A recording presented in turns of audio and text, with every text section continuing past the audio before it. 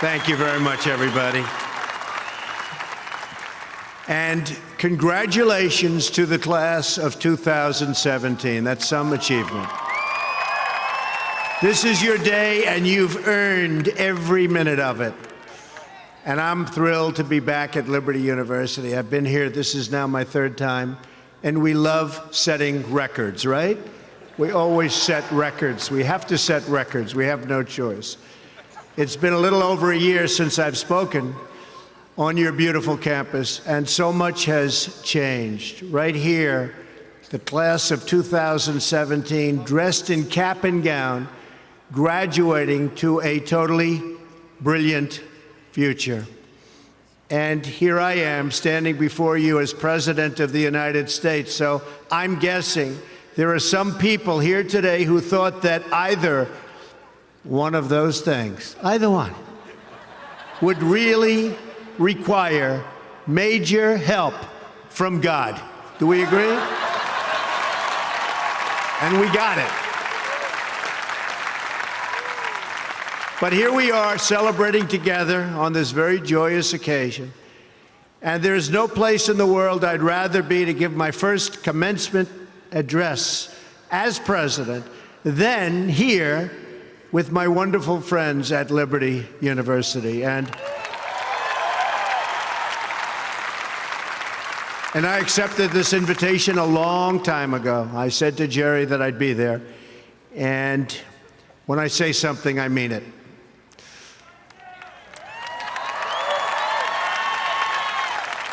I want to thank President Jerry Falwell and his incredible wife, Becky. Stand up, Becky. For their kind words, their steadfast support, and their really wonderful friendship. Let me also extend our appreciation to the entire Falwell family, Trey, Sarah, Wesley, Laura, and Caroline. Thank you for everything you do to make this university so exceptional, one of the truly great schools. Most importantly, to our new graduates, each of you should take immense pride in what you have achieved. There's another group of amazing people we want to celebrate today, and they are the ones who have made this journey possible for you. And you know who that is? Nobody. You forgot already. You're going to go out, you're going to do whatever you're going to do. Some are going to make a lot of money. Some are going to be even happier doing other things. They're your parents and your grandparents. Don't forget them. You haven't forgotten yet, have you? Never, ever forget them. They're great. And especially this weekend, let's make sure we give a really extra special thanks to the moms. Don't forget our moms, because graduates, today is your day. Today is your day. But in all of this excitement, don't forget that tomorrow is Mother's Day, right? I had a great mother. She's looking down now, but I had a great mother. I always loved Mother's Day. We're also deeply honored to be joined by some of the nearly 6,000 service members, military veterans, and military spouses who are receiving their diplomas today. Would you please stand? Please stand. Wow.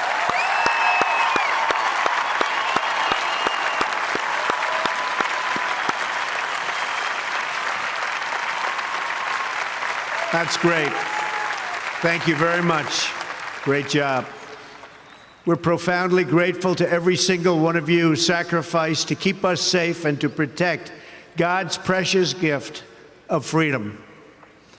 It is truly a testament to this university and to the values that you embrace that your graduating class includes so many patriots who have served our country in uniform. Thank you very much.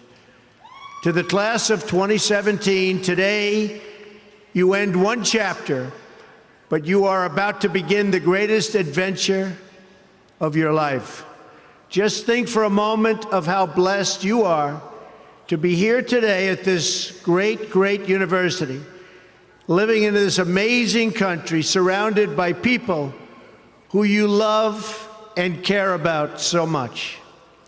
Then ask yourself, with all of those blessings and all of the blessings that you've been given, what will you give back to this country and indeed to the world?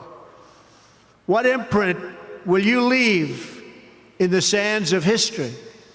What will future Americans say we did in our brief time right here on earth? Did we take risks? Did we dare to defy expectations? Did we challenge accepted wisdom and take on established systems? I think I did, but we all did, and we're all doing it.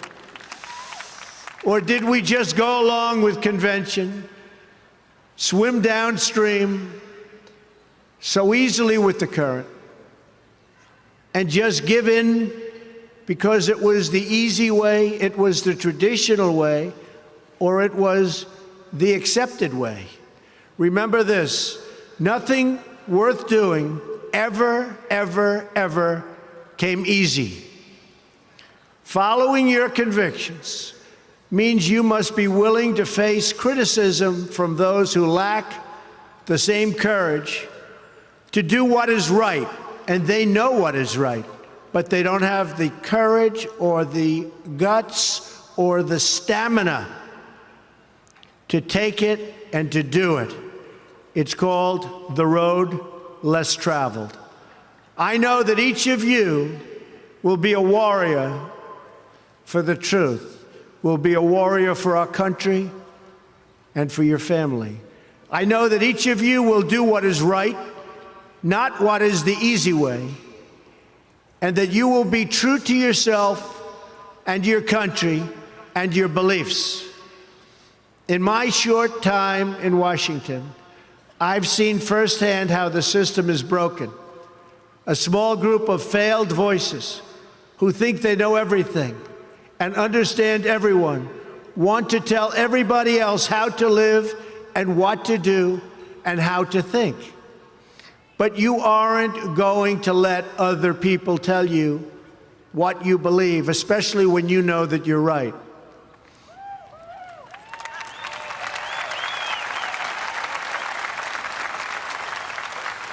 And those of you graduating here today who have given 500,000 hours of charity last year alone, unbelievable amount of work and charity, and few universities or colleges can claim anything even close. We don't need a lecture from Washington on how to lead our lives. I'm standing here looking at the next generation of American leaders. There may very well be a president or two in our midst. Anybody think they're going to be president? Raise your hand. In your hearts are inscribed the values of service, sacrifice, and devotion. Now you must go forth into the world and turn your hopes and dreams into action. America has always been the land of dreams because America is a nation of true believers. When the Pilgrims landed at Plymouth, they prayed. When the founders wrote the Declaration of Independence, they invoked our Creator 4 times. Because in America, we don't worship government, we worship God.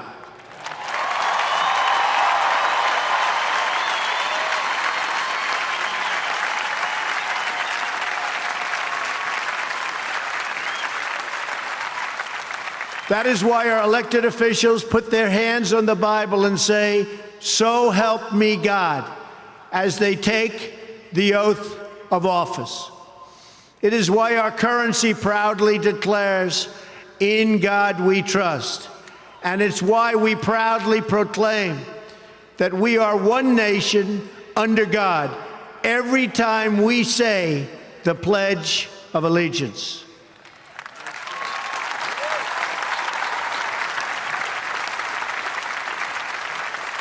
The story of America is the story of an adventure that began with deep faith big dreams and humble beginnings.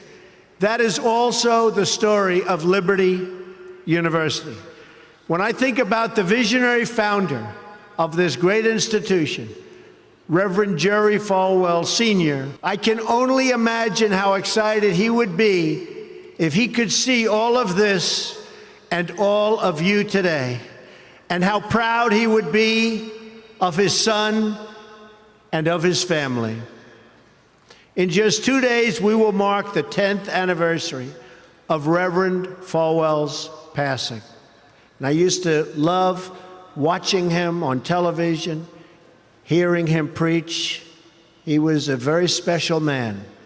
He would be so proud, not just at what you've achieved, but of the young men and women of character that you've all become.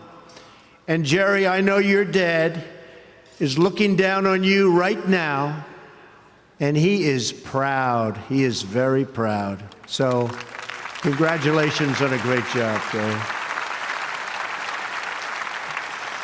Reverend Falwell's life is a testament to the power of faith to change the world. The inspiring legacy that we see all around us in this great stadium. This is a beautiful stadium, and it is packed. I'm so happy about that. I said, how are you going to fill up a place like that? It is packed, Jerry.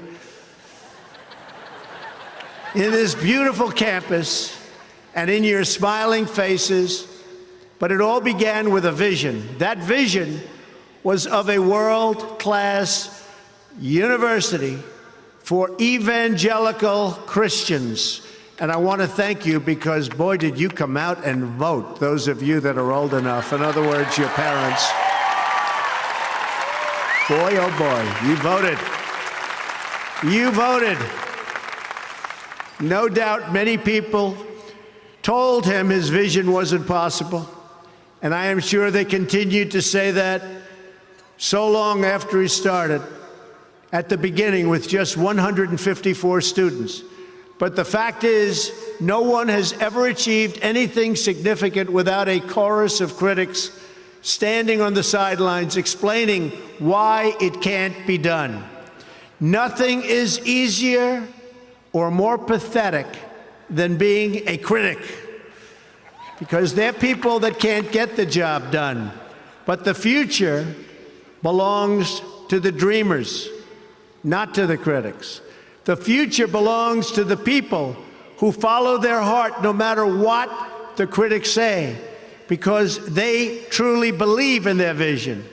At Liberty, your leaders knew from the very beginning that a strong athletic program would help this campus grow so that this school might transform more lives. That is why a crucial part of Reverend Falwell's vision for making Liberty a world-class institution was having a world-class football team, much like the great teams of Notre Dame. Great school, great place. In fact, Vice President Mike Pence is there today, doing a fabulous job, as he always does.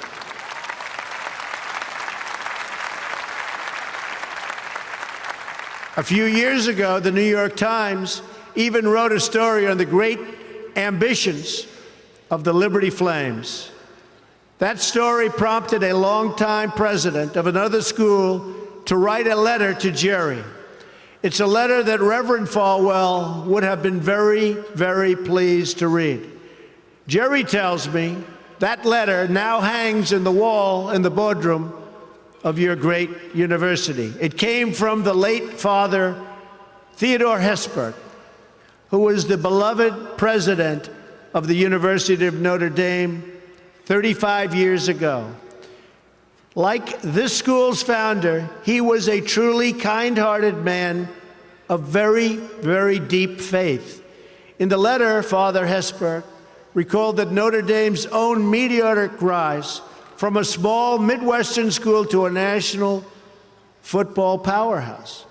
And then he wrote something so amazing and generous. He wrote, "I think you are on that same trajectory now, and I want to wish you all the best and encourage you from the starting and from being able to start. very small, and arriving in the big time. Thanks to hard work, great faith, and incredible devotion, those dreams have come true. As of February of this year, the Liberty Flames are playing in the FBS, the highest level of competition in NCAA football. Don't clap. That could be tough. Don't clap. That could be tough. I'm a little worried. I don't want to look at some of those scores here. Jerry, are you sure you know what you're doing here? Those other players are big and fast and strong, but I have a feeling you're going to do very well, right? From the most humble roots, you've become a powerhouse in both education and sports. And just wait until the world hears the football teams you'll be playing on your schedule starting next season.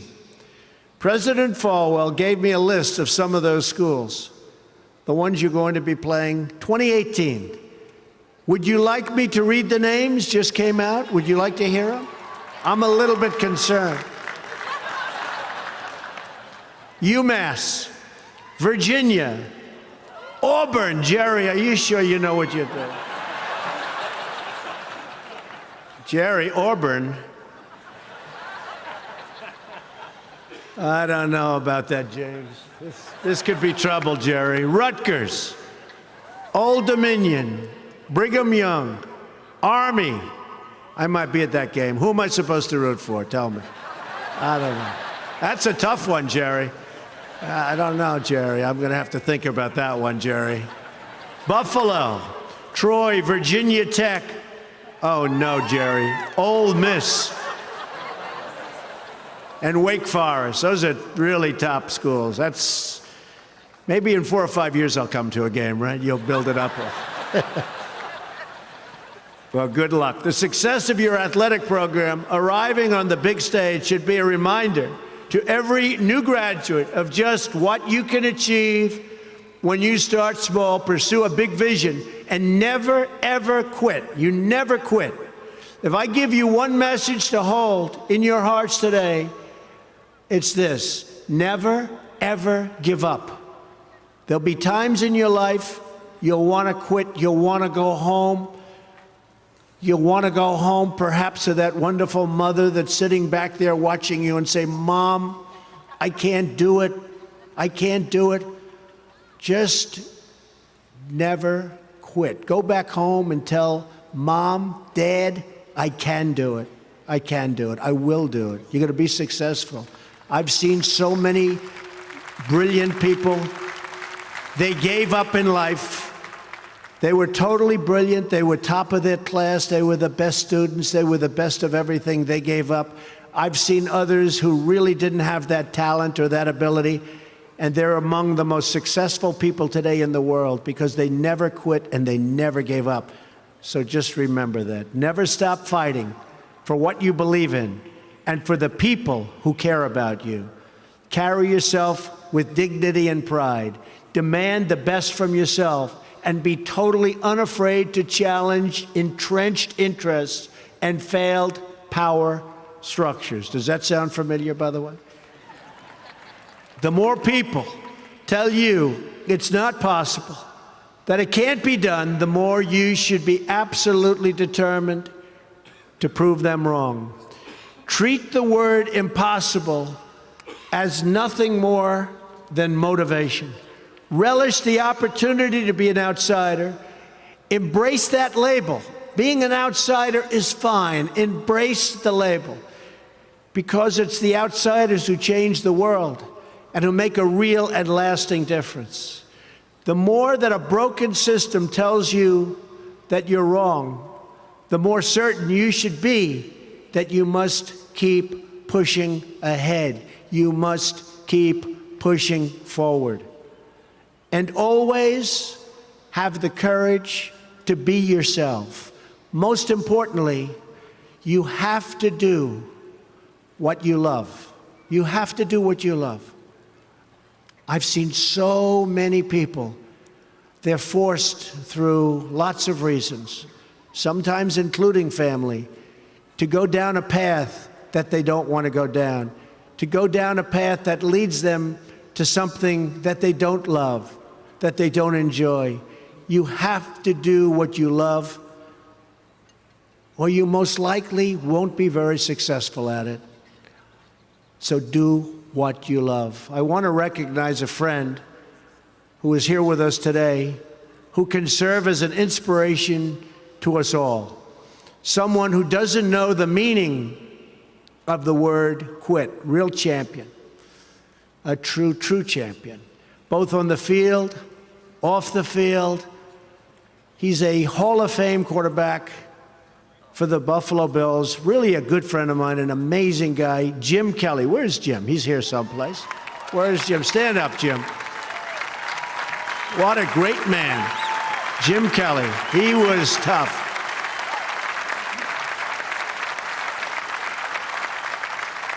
Jim, do you have any idea how much money you'd be making today? They'd hit Jim, it was like tackling a linebacker. They'd hit Jim, 4 guys, 5 guys that weighed 320, and he'd just keep going down the field. He was much more than a quarterback. He had tremendous heart, and he knew how to win. Jim is tough, and his toughest fight of all was that he beat cancer not once but twice.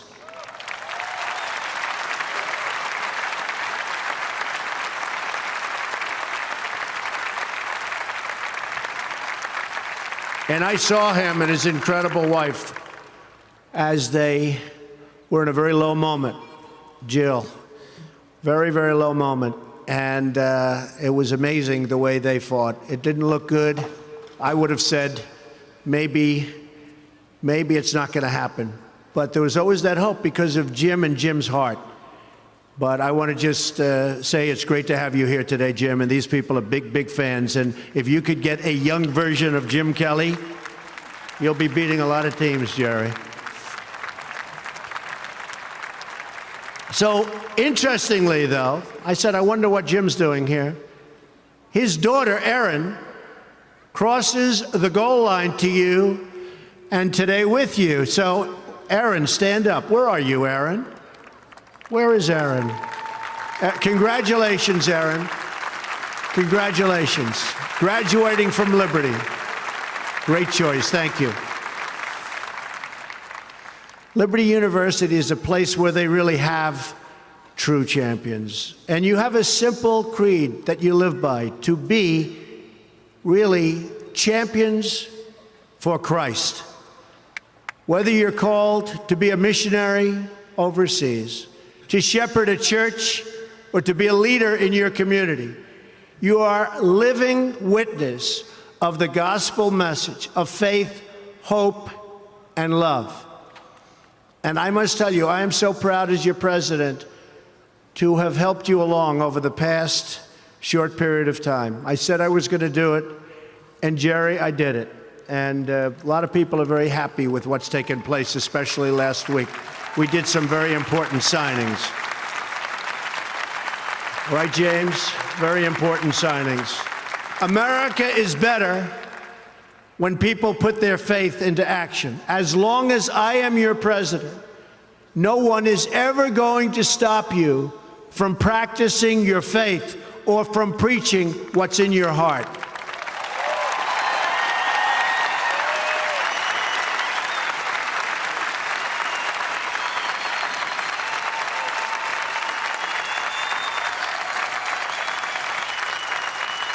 We will always stand up for the right of all Americans to pray to God and to follow his teachings. America is beginning a new chapter. Today, each of you begins a new chapter as well. When your story goes from here, it will be defined by your vision, your perseverance, and your grit. That's a word Jim Kelly knows very well, your grit.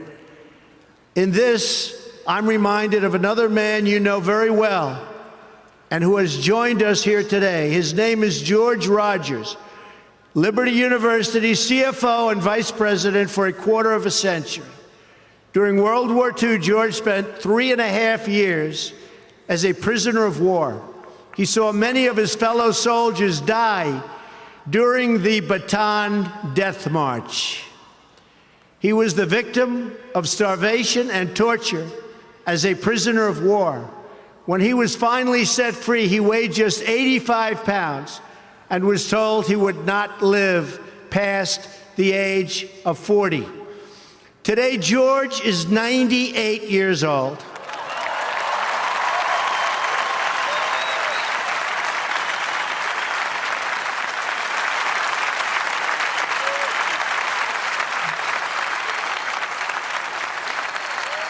Great.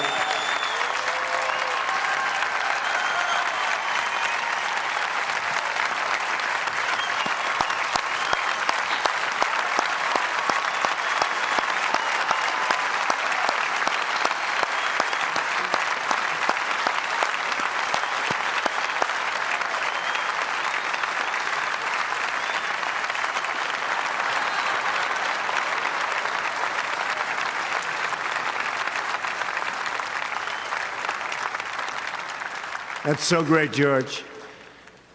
If anyone ever had reason to quit, to give in to the bitterness and anger that we all face at some point, to lose hope in God's vision for his life, it was indeed George Rogers. But that's not what he did. He stood up for his country. He stood up for his community. He stood up for his family, and he defended civilization against a tide of barbarity, the kind of barbarity we're seeing today and we've been witnessing over the last number of years.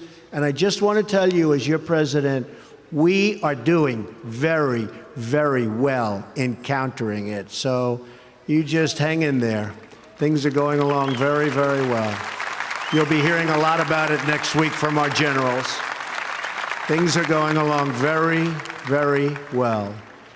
Through it all, he kept his faith in God, even in the darkest depths of despair. Like so many others of his generation, George came home to a nation full of optimism and pride and began to live out the American dream.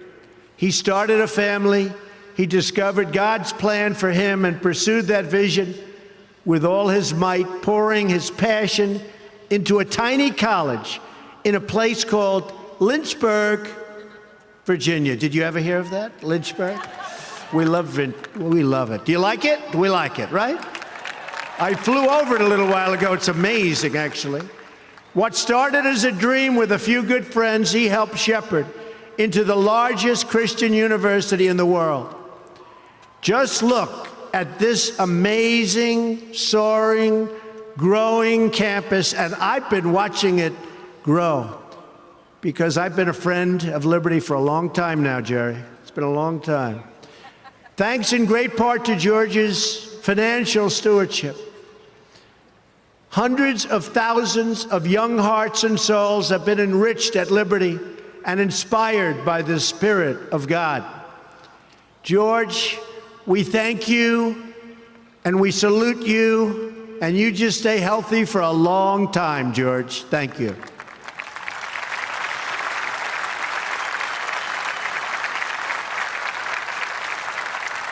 Now it falls on the shoulders of each of you here today to protect the freedom that patriots like George earned with their incredible sacrifice. Fortunately, you have been equipped with the tools from your time right here on this campus to make the right decisions and to serve God, family, and country.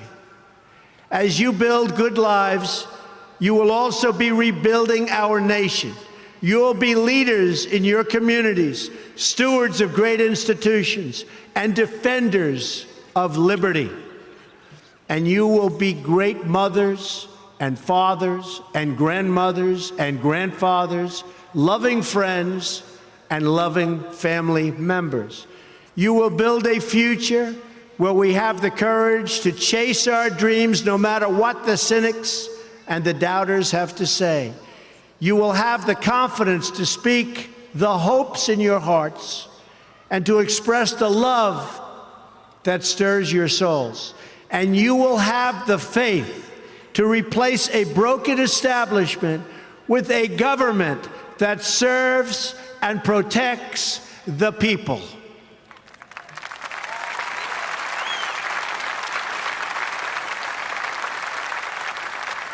We must always remember that we share one home and one glorious destiny. Whether we are brown, black, or white, we all bleed the same red blood of patriots. We all salute the same great American flag. And we are all made by the same Almighty God. As long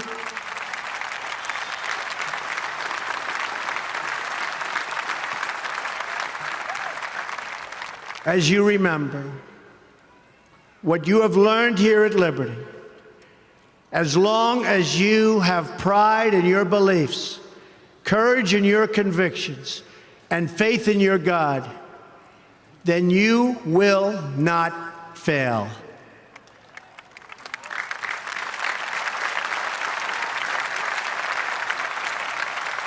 And as long as America remains true to its values, loyal to its citizens, and devoted to its Creator, then our best days are yet to come. I can promise you that.